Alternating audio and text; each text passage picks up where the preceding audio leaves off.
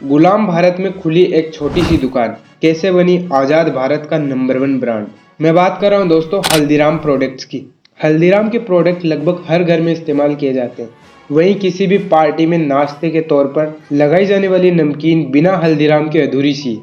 लेकिन क्या आप जानते हैं कि आज़ादी से पहले हल्दीराम की शुरुआत एक छोटी सी दुकान के रूप में हुई थी और फिर आज़ादी के बाद में उसने कामयाबी के झंडे गाड़ दिए और नंबर 1 ब्रांड बन गया।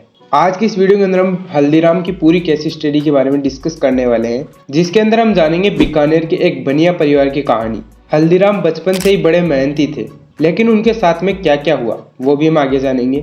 और एक एक्सपेरिमेंट ने उनकी किस्मत बदल दी। इन्होंने बीकानेर से कोलकाता और दिल्ली तक राज किया। कंपनी को एक बड़ा झटका लगा, उसके बावजूद भी वो एक नंबर 1 ब्रांड बना।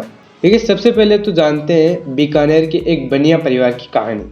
शुरुआत बीकानेर के एक बनिया परिवार से होती है। नाम तनसुख दास, जिनकी मामूली सी आमदनी से किसी तरह परिवार का गुजारा हो रहा था। आज़ादी के करीब 50-60 साल पहले वो अपने परिवार की जिम्मेदारियों को पूरा करने के लिए संघर्ष कर रहे थे। तनसुख दास के बेटे भिखाराम एक नए काम की तलाश में थे। उन्हें अपने और अपने बेटे चांदमल के नाम पर भिखाराम चांदमल नामक एक दुकान खोली।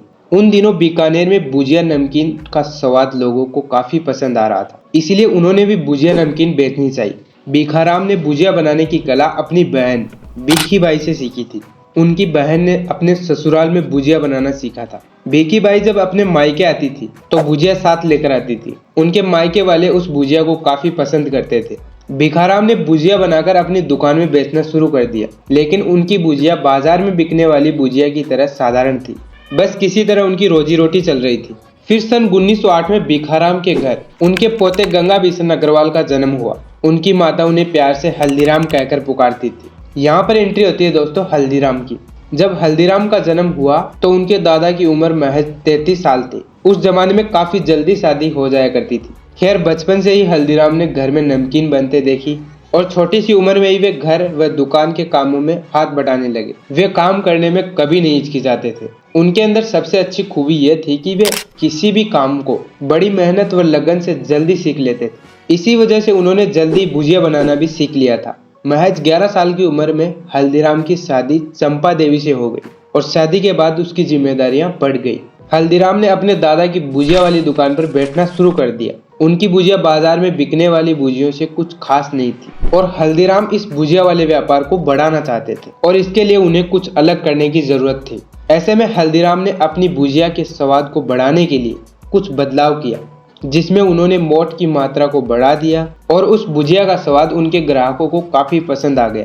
उनकी भुजिया बाजार में बिकने वाली भुजियों से काफी अलग हो गई उसके बाद, और समय के साथ उनका परिवार बढ़ता रहा। इसी वजह से पारिवारिक झगड़े भी उन्हें काफी परेशान करने लगे और अंत में हल्दीराम ने अपने परिवार से अलग होने का फैसला ले लिया। उन्हें पारिवारिक परिवार से कुछ नहीं मिला। परिवार से अलग होने के बाद हल्दीराम ने बीकानेर में साल 1937 में एक छोटी सी नाश्ते की दुकान खोली, जहां बाद में उन्होंने भुजिया बेचना भी शुरू कर दी, क्योंकि उन्हें भुजिया बनाना तो आता ही था और वह इसके जरिए मार्केट में अपना नाम जमाना चाहते थे। कहा जाता है कि हल्दीराम हमेशा अपनी भुजिया का स्वाद बढ़ाने के लिए कुछ न कुछ बदलाव और एक्सपेरिमेंट करते रहते थे, और ऐसे ही एक एक्सपेरिमेंट की वजह से उनकी किस्मत बदल गई। अभी तक मार्केट में लोगों ने जिस भुजिया का स्वाद चखा था वो थोड़ी नरम, मोटी और गाठिया के समान थी। इस बार उन्होंने उसके रूप को बदल डाला। हल्दीराम ने एकदम पतली भुजिया बना डाली। यह बहुत ही चटपटी और क्रिस्पी थी। इस तरह की भुजिया अब तक मार्केट में भी नहीं आई थी, और इसी वजह से जब लोगों ने हल्दीराम की इस भुजिया का स्वाद चखा तो उन्हें वो काफी पसंद आया। उनकी चटपटी और स्वाद से भरपूर भुजिया खरीदने के लिए दुकान के सामने लाइन लगी रहती थी। पूरे शहर में उनकी दुकान भुजिया वाले के नाम से पहचाने जाने लगी और बाद में उन्होंने अपनी दुकान का नाम अपने नाम पर यानी कि हल्दीराम रख दिया। हल्दीराम का व्यापार लगातार बढ़ता जा रहा था। भुजिया के साथ कई प्रकार की नमकीन बनाने लगी थी। समय के साथ उनके प्रोडक्ट्स की मांग ज्यादा होने लगी। इसके साथ ही हल्दीराम अभी भी अपनी भुजिया में बदलाव करने में लगे रहते थे। इस बार उन्होंने एक नई योजना बनाई। भुजिया बेरेंस के लेखक पवित्र कुमार बताते हैं कि बीसन भुजिया में मोठ मिलाने के साथ पहले के मुकाबले उसे पतला कर दिया। उनके इस बदलाव से उसका स्वाद बढ़ने के साथ उसका रूप भी बदल गया।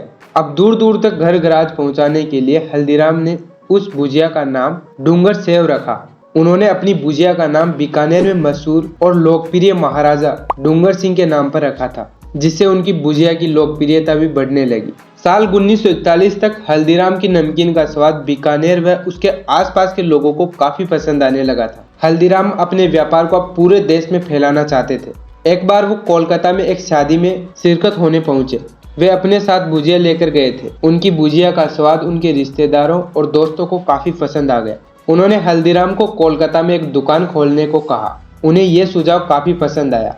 हल्दीराम ने एक ब्रांच कोलकाता में खोल दी। आगे उनके पोते शिव कुमार और मनोहर ने उनके कारोबार को संभाला।